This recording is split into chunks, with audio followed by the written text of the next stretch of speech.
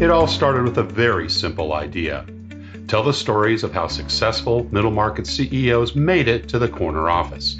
I'm Brant Handley, founder and managing director of Resource Options International, or ROI. We're the USA's premier executive search firm focused exclusively on empowering middle market companies to attract, hire, and retain A players while transforming top executives' careers and lives. ROI's Into the Corner office is dedicated to discovering how middle market CEOs advance their career, and we're making these remarkable and sometimes quite unbelievable stories available to you for the very first time. Listen and learn about the challenges they've overcome, the interesting people they've met along the way, and the lessons learned that steered these executives' unique journey into a middle market corner office of their own. I know you enjoy these CEO stories as much as I've enjoyed recording them. So thank you for listening today. And if you like what you've heard, rate us on iTunes or wherever you get your podcasts. I'm looking forward to you joining me on the next great middle market CEO adventure into the corner office.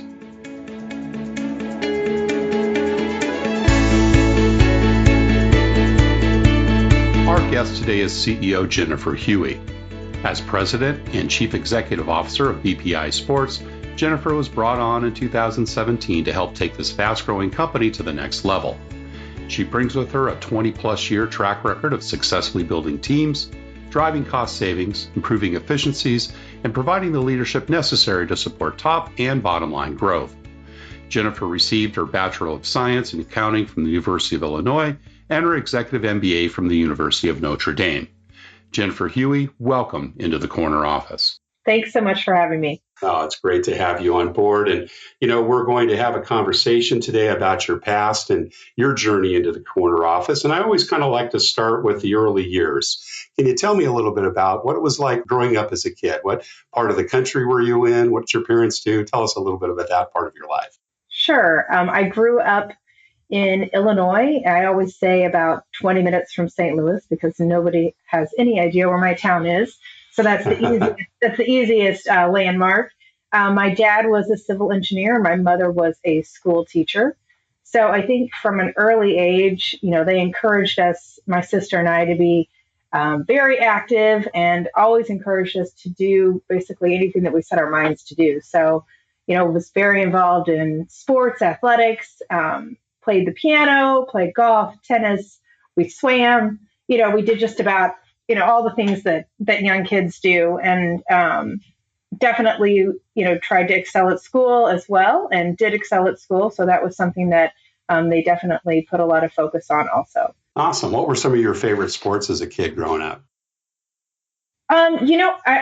Shockingly enough to everybody, I love playing golf. I started playing golf when I was about 7. Oh, that's awesome. It's one of my hidden talents. So I love to go out to the golf course with colleagues or with even my dad, who I golf with quite a bit, and have people roll their eyes when they see a girl pull up, and then are always a little bit shocked when I tee off. So it is one of my secret talents, I like to say, but I still play golf as often as I can. Growing up, we learned how to ski, and then later in life, I switched to snowboarding, but definitely had a very, very active childhood and still am active as an adult. Are you a scratch golfer? That is hilarious. I wish I was a scratch golfer, but when I play enough, my handicap is in the mid-teens. So, not awful, but definitely not scratch. And has that played an important part of your career as it's progressed along? I know you weren't, in a lot of sales positions, kind of coming up through finance and supply chain, but was golf important to you in your career, or has it been? What's funny? It actually has. I think the misnomer is that in supply chain, you're very much in an operational role, but right. As a supply chain person for the last, in that field for the last, 15 years, 16 years, I actually had a lot of involvement with the sales team. So once they got word that I actually played golf, somehow miraculously, I was invited to many golf outings. And, I always say that for me, golf is one of the best methods of doing business if you're outside of an office setting. I always joke, but you are trapped with that person for 4 to 5 hours, or those people, that customer. So I really think that it's a great way not to only get to know your client or your customer, but it's also a great way to have fun as well. So you definitely are trapped in a cart. I used to say that when we were kids as well. Like, you're forced to be with your parents for 2 to 4 hours essentially. So it's a great time to spend with somebody and really get to know them on a different level. Yeah, absolutely. And you mentioned music. Yeah, was it piano that was your instrument as growing up? I did. I played piano growing up, which is shocking to a lot of people as well. But played the piano throughout my childhood. I think I started when I was probably 5 or 6 years old. And actually took piano lessons when I was at the University of Illinois, believe it or not. Cool. Yeah, it was kind of a fun thing to do. It was a crazy easy A, to be honest, but it was. Hey, those are good to have. I'm not going to lie. It was just kind of a stress release for me as well. So played throughout my childhood. I actually, as crazy as this is going to sound, participated in Illinois Junior Miss. That was my talent, was playing the piano. So yeah, I definitely, that skill has served me well. I wish that I played more often than I do as an adult, but definitely played for many, many years. Junior Miss. Tell us a little bit about that. I know, it's funny. Not your typical pageant, so let's not go down that path. It really is a scholarship program. So Junior Miss has been around for many years, a scholarship program for young women. And I signed up for the local pageant in my hometown. And there were, a few of us, I think there were 3 of us that ended up going to the state level. And it was an amazing experience, met a ton of amazing young women. And it was just this other kind of world for me for a period of time. But definitely. Was that during high school, Jennifer, or how old were you? It was during high school. And the girl that I actually the other girl that was from my hometown, she ended up winning. I think I came in second runner up or something, but, okay. Yeah, but it was a great experience, and had a lot of fun and just a different kind of outlet for me. And, I kind of liked being on stage. It was great and fun and, performing the piano and doing all of that. And, just, again, a chance to meet a bunch of young women that were really talented. Awesome. Yeah.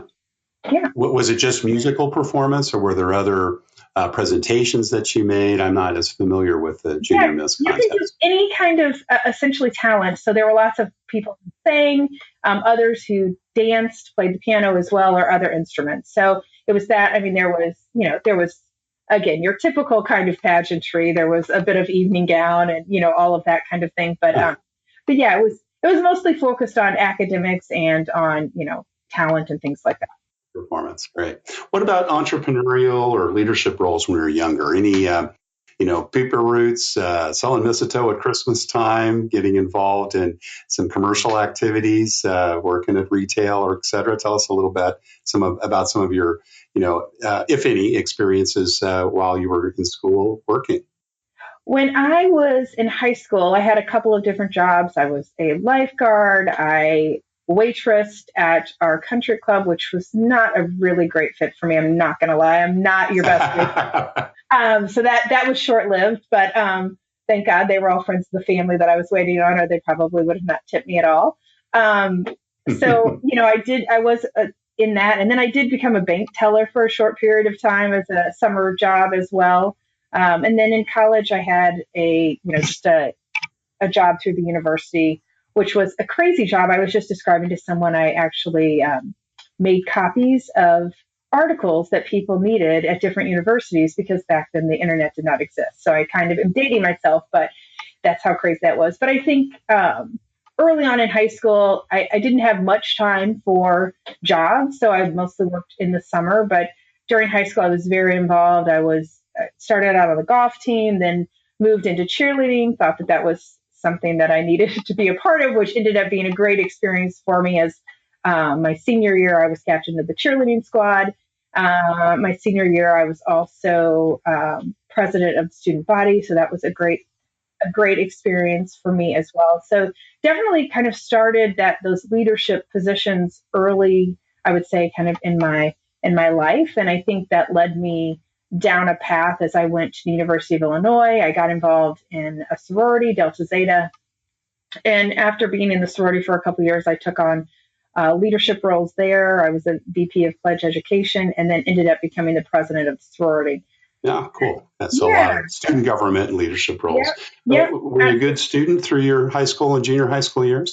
I was actually, honor roll, all of that, received some scholarships, for my academics is going into the University of Illinois. So, definitely excelled at that. Obviously went to a, outstanding university in the University of Illinois and was able to graduate there with my accounting degree. So yeah, definitely excelled at that. There were some courses that I excelled at more than others, obviously. But yeah, I think, the University of Illinois was a great learning experience for me, not only academically, but also I always joke that if you can, manage a house of 150 women, you can manage just about anything. So, any organization. you can manage just about any organization for sure. Yep. You mentioned your dad was a civil engineer. Was mom stay at home or did she also work? She stayed at home for a few years when we were growing up, and then she was a teacher prior to having my sister and I, and then she ended up going back to teaching when we were in about the third grade, and she actually taught I went to a Catholic grade school, so she taught there, so that was kind of very convenient. And so she taught, she probably retired when she was in her early 60s to mid 60s. So you and your sister, you're the younger or the older? I am actually the older sister by about 18 months. So okay. We are close relationship there. Did your sister kind of follow in your footsteps or take a different path? She actually took a different path. We are extremely close. She has three beautiful, beautiful girls. So my nieces I'm extremely close with. But she took a path of she became a teacher like my mother. And she was kind of more in a special education role. And then she started having children at a young age and kind of stepped out of the workforce for many years and has kind of gotten back into it in the last 5, doing more kind of entrepreneurial and consulting work around design and things like that. So she's you enjoy being an aunt, I'm sure. I do enjoy being an aunt. Absolutely. It's one of my greatest pleasures for sure. And I see my family as often as I can, usually sometimes once every, 3 to 4 weeks. So we are extremely close. Right. And do you have children of your own? We do not have children. We have our dog Julia, who is a 3-year-old little toy golden doodle who is some days I don't know what I would do without her. So she is kind of she is a member definitely of the family for sure. She's definitely a very spoiled dog. Now you mentioned you've went to school to Champaign-Urbana.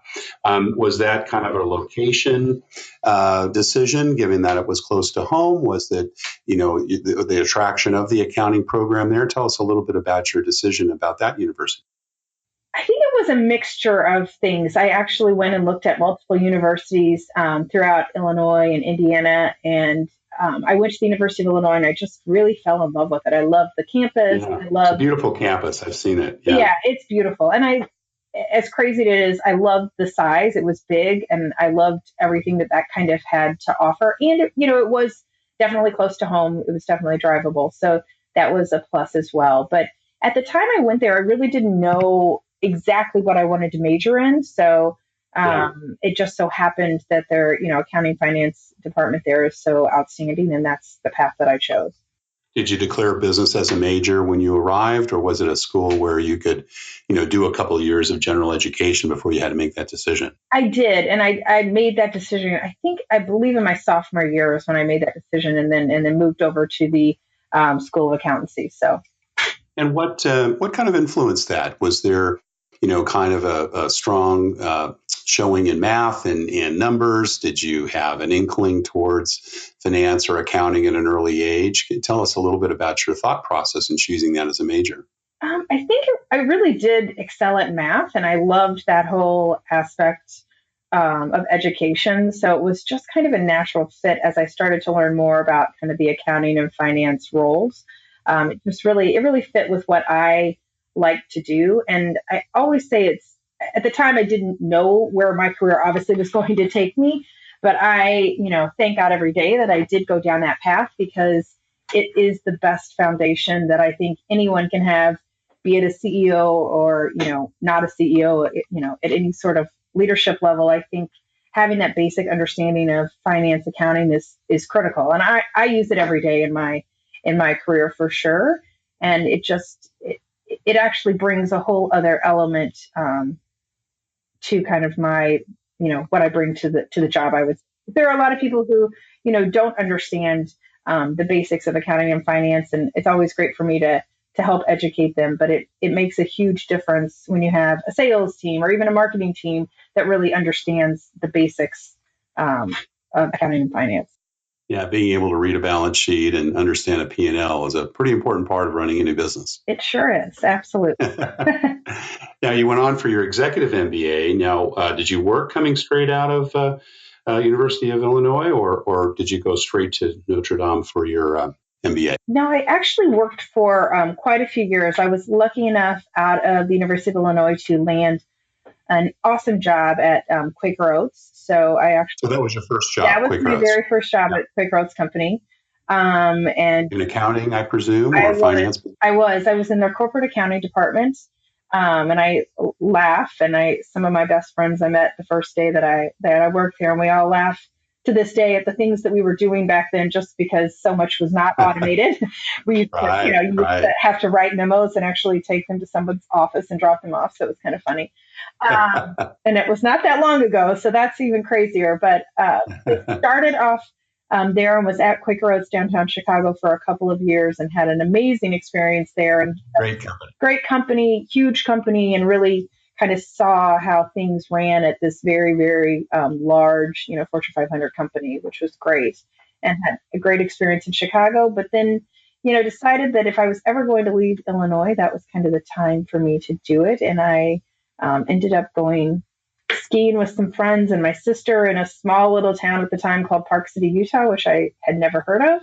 Oh, yeah. And went out skiing and fell in love. And within about 4 months, I had moved out there and had gotten a job in Salt Lake as a controller for a very small bottled water company. So, awesome. Yeah. So I went from this very large. Stayed in the CPG. Exactly. Yeah. Very large corporation to this very small, family owned business where I could see really all aspects of running a business, which was quite exciting for me. Thinking back to the jobs at Quaker as well as the water company, what were some of the early leadership lessons for you, Jennifer? I think, for me, it's always been about collaboration. It's always been about people, building those relationships with people, understanding kind of what makes people tick, not only at, work, but outside of work as well. And then really forming those relationships to get things done, I would say. So I think, that's something I learned early on. And I always have also had just this kind of curiosity about how things work, right? So I ask a lot of questions. I've been known to take the longest plant tours in history. So I know when I went to Bauer Hockey, they were like, okay, you've beat every record. But I love to really understand from a manufacturing, from a process, whatever it may be, really how things work. And that's really how I learn, and that's how I figure out where the opportunities are. Jennifer, that's interesting you mentioned that. We've had a number of our CEOs say that curiosity, along with a couple other characteristics, was a very important part of their career. Was that true when you were younger? Tell us a little bit about how that kind of evolved or developed maybe in your earlier years, and what did that look like? Yeah, I think, I definitely have always been curious, about things and about how things work. I think, growing up, we would go on, my dad would take us to, crazy places. We would go to locks and dams and try to, he would take us on tours of those kind of things. And I learned early on, like I always say, like the Mr. Rogers tours I loved, and I still do. So I think, that's kind of something that I think I learned early on, is just that curiosity about things and processes and how things are done. So a little bit more about curiosity. So you'd mentioned that was something that, served you well in your career. Would you say that your most favorite question is why? Or what did the curiosity look like as you went through your career? I think why is definitely probably one of my favorite questions. I would say why and how. So I always am curious as to why things are done or how things are done. And I ask that question often, and I may ask it 16 times until I get to the bottom of the, of the explanation. So I think there's always a surface answer, but that usually isn't the real why or how. There's usually, there's many more whys to get to the real root cause. How do you think that plays out in your leadership style? What does that look like, as it relates to curiosity and how you manage and develop people? I think it actually, obviously, it's something that plays, a big part in how I manage people and how I lead. I am definitely not a leader that comes in and says, this is how we're going to do it. I've figured it out and now go do it. I'm more about, again, collaboration and talking to the extremely smart people that I have hired to be on my team or are on the team already, and really letting them give me their expertise and their advice, or explaining to me why we do things the way that we do them, how we got to that point, and then working together to figure out what is the best solution going forward. Right. And with regards to kind of the feedback that you get about your style, is that something that comes up either in a positive or negative way? I think absolutely. I think people really know that my goal is to build this collaborative environment where we have a very team-based focused, and people feel very safe to be able to voice their opinions or to say to me, that's the craziest idea I've ever heard, and this is why, and I think we should do this. So I feel like I've always built a safe environment to have that collaboration and make sure that people feel like they can definitely speak their mind and tell me what their thoughts are or their opinions of things, because I do the same as well, and I think that's something that's gotten me to where I am. I've never been a person who doesn't speak their mind or doesn't give my opinion, maybe sometimes more vocally than I should. But I think, in my career and being a female in, this very kind of interesting world in which we live, like, you do really have to have a voice, and you do have to make sure that you don't get lost in the shuffle or in the corner. So I think there is something to be said for that. You mentioned the gender difference, and it's no unknown fact that obviously the percentages of females in the middle office is growing, but it's still relatively small and underrepresented in the general population. What were some of the things that made a difference for you as you progressed in your career from position to position, and how you were likely up against a lot of males for the roles that you were being considered, specifically in supply chain? I've got a couple of questions I want to ask about that in a minute. But how did you make that difference? What were some of the key components, actions you took, perhaps steps or awareness that kind of helped you propel in a pretty male-dominated profession as well as a sector? I think first and foremost, I had some really amazing mentors and some really amazing bosses that I worked for. Most men and women, most of which were men. Early on, I think I definitely, my first job, I had a female who was my boss, and I had some other females, but definitely more so male than female, I would say. But both sides definitely had just some really great mentors who believed in me and who at some point, even when I was making the move from kind of that accounting finance world to operations, I made that move because I had a boss of mine that I had worked for in the accounting finance role, and then had gotten my executive MBA. And he was like, hey, I think, you've got these skills that I see that I think could be beneficial in an operational role or in a supply chain role. And that's really how I made that transition. And I, at one point looked at him and was like, you do know that I know very little about supply chain. And he was like, I don't really care. I just need you to get in there and help us, essentially, I need you to come in and do what you do, which is see the issues, fix them, see the opportunities, implement changes. So that's really how I got my start in operations. It was essentially a gift by somebody who believed in me and believed in what I could do. That mentoring is another real common characteristic. We hear that very often, and probably, again, more in females that have reached the corner office. It's interesting. And again, like you said, the mentors have been of both genders, but could predominantly be males, and, provide that kind of that gateway, right? Maybe remove some obstacles along the way. Now, you did a very interesting shift from, kind of finance accounting to supply chain operations and then into the executive suite. Tell us first about kind of the Executive MBA, the decision around that. When did that happen in kind of your career transition? I was actually working at Whirlpool when I decided to get my Executive MBA. Whirlpool in Benton Harbor, Michigan is extremely close to South Bend, Indiana. And I had actually looked at Notre Dame when I was looking at schools for my undergraduate degree. And I'd always loved Notre Dame and thought it was a fantastic university, and just had this opportunity to enroll in the EMBA program there. And it was a fantastic decision. The school is... Was that something that Whirlpool sponsored? It was something they had sponsored, but there were other employees that were in the program or had been in the program in the past.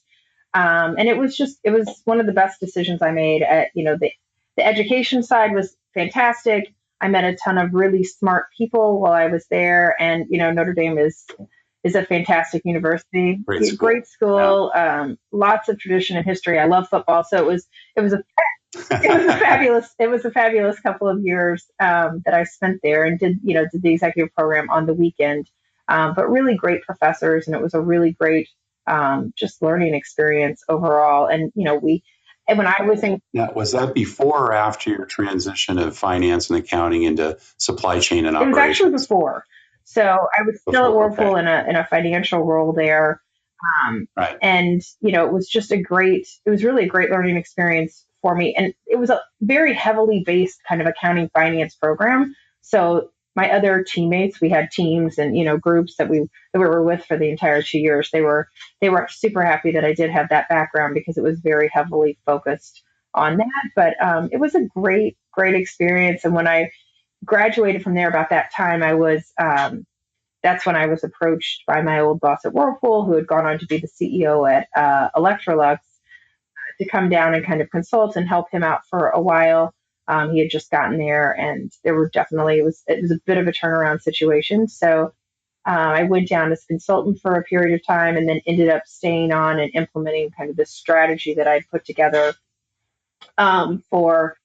Now, is that when you did the pivot from finance and accounting to supply chain? Tell us a little bit about when that happened and why. It is. I actually did a stint there where I was, again, a consultant for about 6 months, and he kept kind of reeling me in and saying, can you stay on? And I did. And then I put together a strategy for this customer service aftermarket sales team, which was a huge profit center for them, but just needed a bit of a different direction. So when I put that strategy together, he was like, can you stay and implement this? Because I have no one to do this.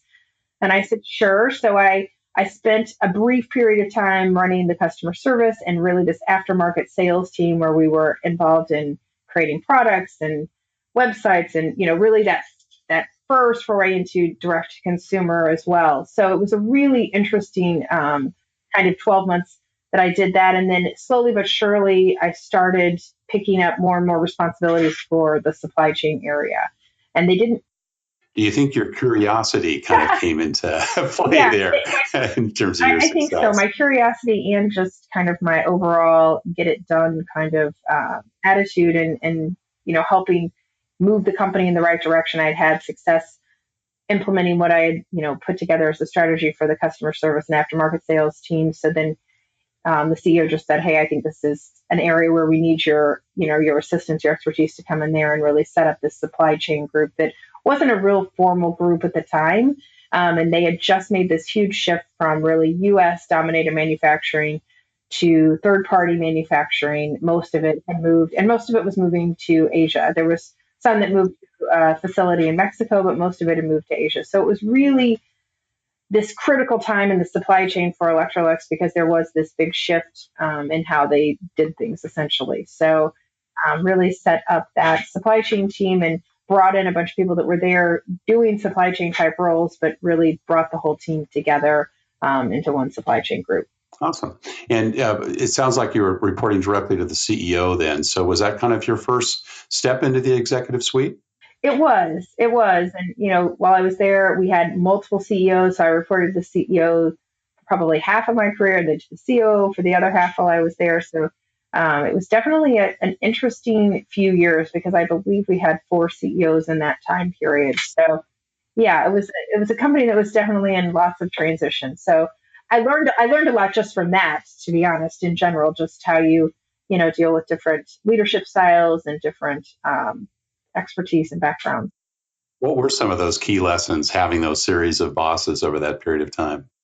I think, for me, every CEO that we had definitely at that company had brought a different set of skills or expertise level. We had one CEO that had an amazing career and had worked at GE and all of these different companies, and he brought a lot of expertise and more kind of this calming kind of, this is what we need to do, and kind of calm the ship a bit for about, I think he was there maybe less than a year. And then we had another person come in who definitely was very focused on team. His big acronym was FAT, which was focus, accountability, and teamwork, which I still use to this day because I think those 3 attributes are so key. And, he really was all about building a team, building this focus around the company and making sure everybody understood what the focus was and what the strategy was, and then really holding the people accountable to that. And he was an amazing leader and had sent a bunch of people in his past careers to this leadership program out in Las Vegas, and called Rapport, which I think is an amazing organization. And so we sent probably 100 people in the organization to this leadership training, which truthfully made a huge difference in the company, made a huge difference to, how we all worked together and how we communicated and just how we behaved overall, not only from a work perspective, but it also had a profound impact on people personally also. So I think that was I really feel like that was a turning point in my career as well. Yeah. So when did you begin to aspire for, the CEO slot yourself? Is that something you've always kind of had your eyes set on? Did you kind of take each job as it come with that kind of a general direction in mind? Or was this, more opportunistic later on in your career stepping in? Because I believe this is your first CEO's job, correct? It is correct. Yeah. With BPI Sports? Yeah. Yes. So I think, early on, I think I always knew that I would love to be CEO of a company. I didn't know how quickly that was going to happen. I can remember when I interviewed with Glanbia, somebody asked me, what's your 5 to 10 year plan? And I said, I would love to be CEO of a company. I mean, that was something I definitely had focused on early on, I would say, or at least, a good 10 years back in my career. But I think, some of my jobs that I've had and my positions that I've held over the years have been more just kind of in the right place at the right time, working extremely hard, doing well in what I was doing, which is kind of something I learned early on. That's kind of how I live my life and how I've always managed my career, that if I work hard, I treat people well, I do, the right things, that good things will happen and good things will come. And that's kind of how I've lived my life and my career. And that's kind of what's happened. And I really have been super, super lucky and blessed and, extremely lucky to be here at BPI and, found this position through a friend that I had worked with prior, and he hooked me up with him. And I ended up, being the president and CEO of BPI, which was something I wasn't looking for, hadn't really thought about. It just kind of landed in my lap. It is interesting how, kind of career shifts can be that combination of luck and hard work, but sometimes you have to make your own luck as well. Did you feel that, there was a point in time where, you were kind of pushing on your career in a certain direction, or did things more kind of fall into place for you as you progressed? I think, there's probably been points in my career where I've definitely pushed. I think obviously when I've made transitions from company to company, that's definitely a push on my part. Either just realizing that it's time for me to look for my next opportunity, next challenge, next way to kind of expand my career. So I think that I've always, been looking for that as I've progressed. But I think some of it has been luck, for sure. But when I talk about, pushing, I always say when I'm mentoring or talking to people or, people are asking me for advice, I always say, you are the only person, truthfully, that is responsible for your career. You could say that your bosses or your mentors are and all of that, but at the end of the day, you are the one who's in charge of your career and your career path. And either, you take charge of it and you figure out where you want to go and what that end game is, or, you can just let things happen, but sometimes just letting things happen doesn't work. So I think I definitely have been probably more vocal at different points in my career too, to say, hey, I see this opportunity, or I'd love more responsibility, or I'd love to take this on.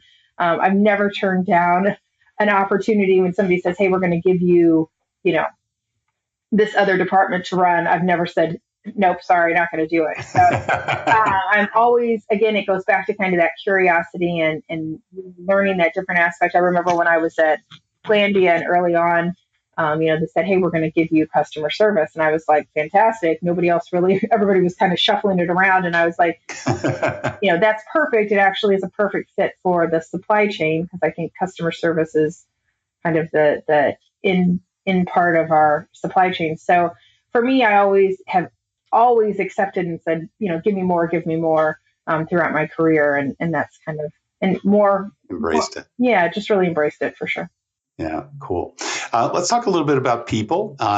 You've obviously had great people that have been mentoring you, I'm sure terrific peers. And now, you run a large organization. How many total employees at BPI? We have about 80 employees right now. Yeah. So big team, 5-6 direct reports, I can imagine, and correct. The diversity of various departments. Tell us a little bit about what you do, or what do you look for when you're making bets on the people you invest in? It's interesting. I really obviously look at a resume and understand, what the person's skill set is and their background. And I always say, by the time if I get somebody in here for an interview or throughout my career, I've already looked at their resume, or somebody's already vetted that. And so I take for beta, what they put on their resume, they're capable of doing, right? And I think, right. Skill sets speak for themselves on a resume, or the recruiter or whatever they have to say about that person. I think for me, when I'm interviewing somebody, once I kind of get past that first kind of look and say, okay, they've got the skills that we need, they've got the experience that we need. And for me, when I interview somebody, there is a bit of, let's review that, but it's really more about the fit. It's really about the person and who they are and what kind of makes them tick. So, and I think different companies need different things. I know I've worked at companies that are extremely, extremely fast paced, and there's a lot going on, and growth is happening at a really fast pace. And so, I remember I would always ask people, how do you work in an environment where you may work very autonomously, but very fast paced? How do you feel? Not a problem. And, probably 9 times out of 10, they would work. And then there was always that one person that you were like, yep, I told you it was really like this. I wasn't lying. So I think, for me, it's really that fit is so important given whatever environment that I'm working in, or whatever team I'm working with. To really find do you find that you kind of do that interview preview, which it kind of sounds like you do? Here's what it's like here. Yeah. Is that part of what you? Yeah, absolutely. Because I want people to understand. I mean, I think we've all probably had those opportunities in our careers where we walk in and we're like, well, this is nothing like what I thought it was going to be. So I really try to lay out for people exactly, as best as I can, what the environment is, what we're trying to accomplish, what that role is going to bring to the company as well, and then really interview that way. I mean, I literally, and I'm sure we've all had, within 5 to 10 minutes, I'm pretty sure if that person is going to fit or not. I do. I know. And I think that's typical for a lot of, people interviewing. But for me, it really is about that fit of that person and, the culture that we're trying to develop or drive. Yeah, it's so true. And, in our recruiting practice, we spend a lot of time with our clients, really getting to know them and their culture, and doing one-on-one interviews, in a 360 fashion to the person that, this person will report to. Because at the end of the day, fit can be a very kind of nefarious thing. Some people may have very different views about what's important to succeed, and others, may have something that is even opposing, and kind of compiling that and putting that together. You've worked for a number of great companies, large and small.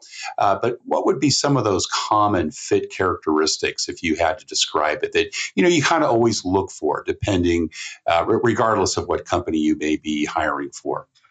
I think, for me, and some people have criticized this of me in the past, which, I've kind of let that go a bit, but I always look for people who are, kind of get it done kind of people, right? So there are a lot of people who can talk a good talk and use very big words and, impress people and, all of that, which is fine.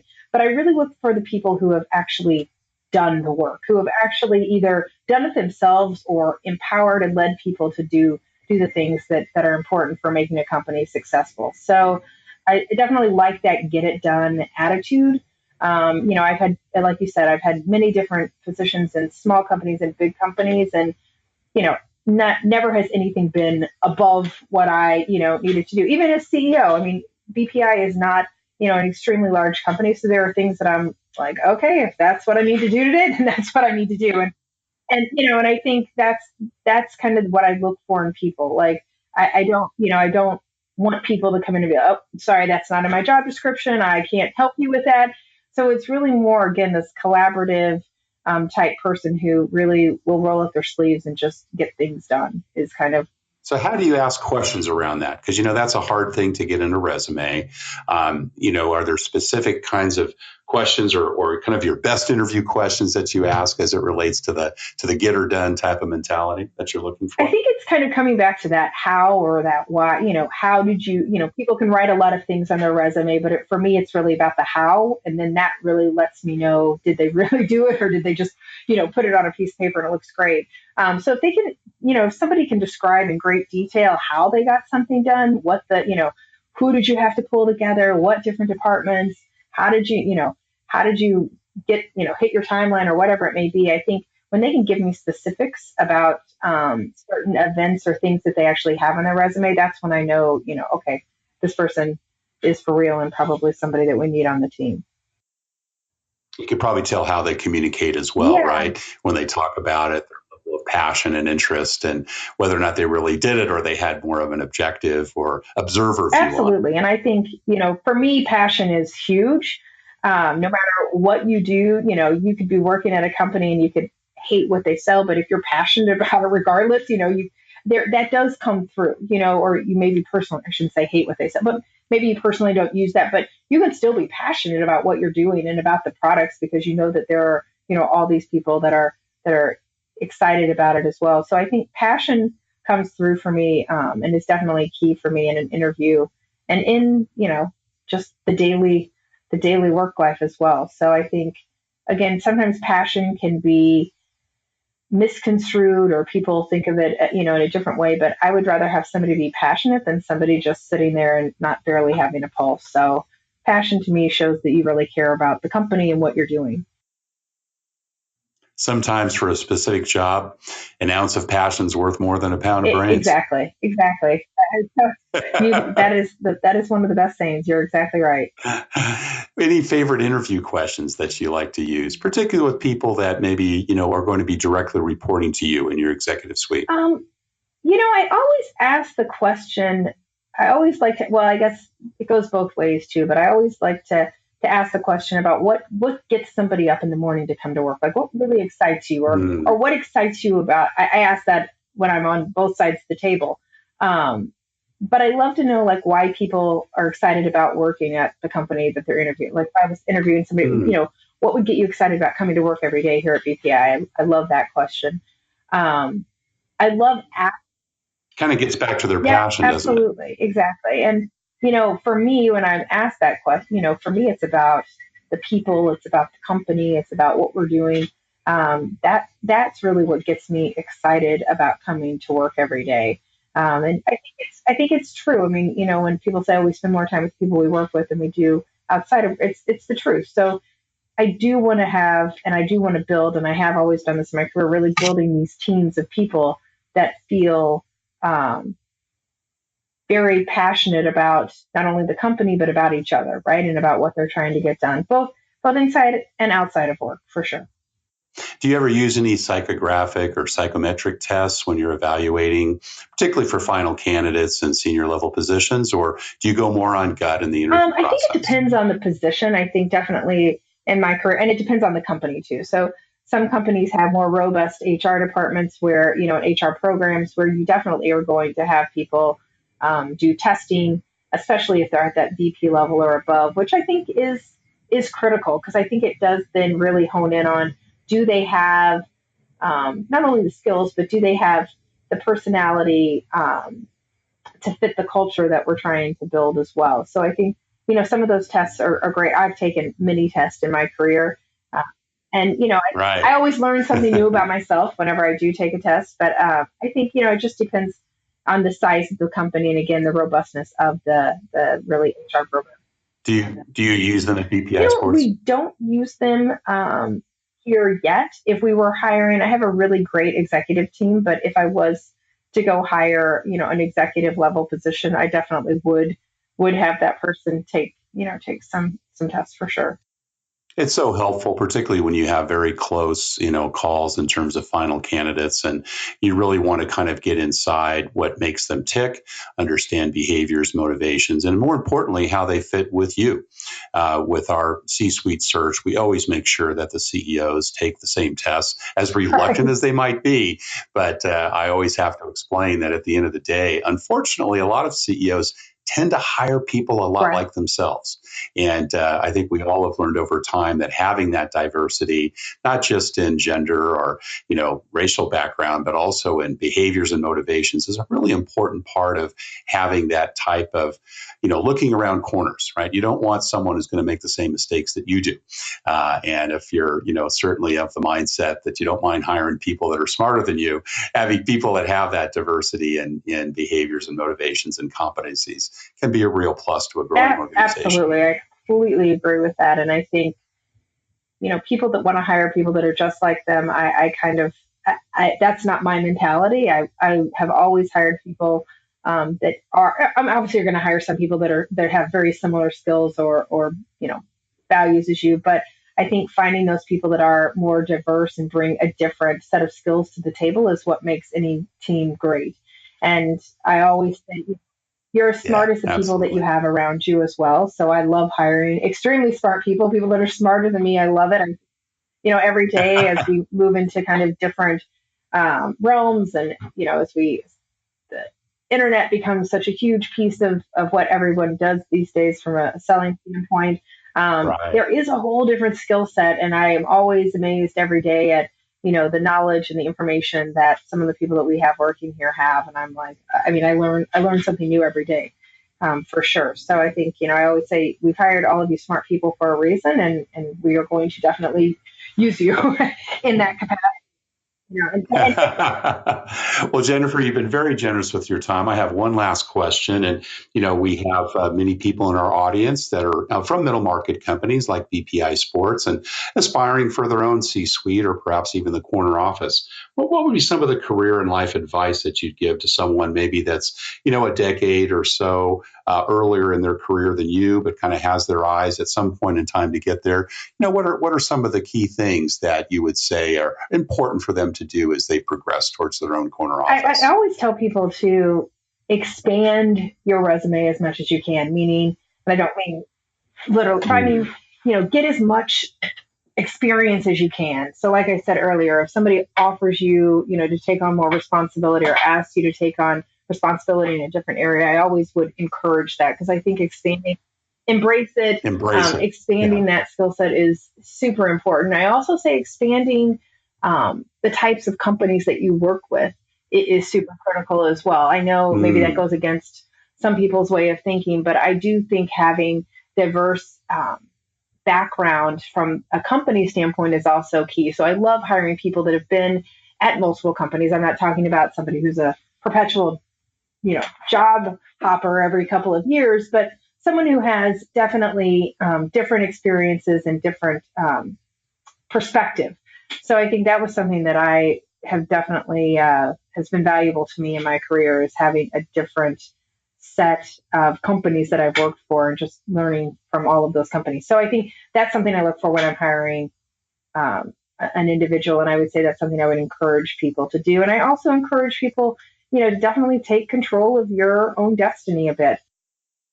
Definitely, speak up if you want, additional responsibility, or you want a different role. The only person that's going to get you there is yourself. Or if you want to, move to a different company, that's up to you as well. So I definitely, encourage people to take control of their own destiny. And I also encourage people all the time, and this was probably advice given to me a little bit later in my career, but I also think networking from the standpoint of just meeting new people, and using the context that you have just to talk to people in different industries and, talk to the people that are in those positions that you aspire to be in, I think is so critical. And what I have found in my networking is that people are extremely generous with their time. And I have learned to be generous with my time as well when people ask to talk to me or, give mentorship, things like that. I think that that's so critical when you are kind of early or even midway through your career to say, who do I want to, who are these people that I aspire to be like? Let me see if I can, find them and get a hold of them and pick the reins for 15 minutes. So that's right. That's right. Like my mother's grandmother's always said, if you don't ask, the answer is no. Exactly. That is another good point. It's the truth. What is the worst thing that somebody could say to you is no. So, okay. So you move on to the next one. Move on. Right. So I think, those are that's the advice that I give a lot of people these days when they come, to ask me for advice if they're at that crossroads in their career. Well, Jennifer, Hughey, it's been a pleasure to have you here today. Thank you so much for telling us about your journey into the corner office. And we wish you a very successful and ongoing career at BPI Sports as you take that business to the next level. Thank you so much. I've really enjoyed talking with you. Thank you for listening to Into the Corner Office with Brant Handley. We hope you enjoyed hearing our guest CEO story as much as we did. If you want to hear more CEOs reveal their journey into the corner office, please subscribe via iTunes and tell your friends and colleagues. For more information about Brant, Resource Options International, and the mighty middle market, visit www.goforroi.com. We look forward to having you join us for our next episode.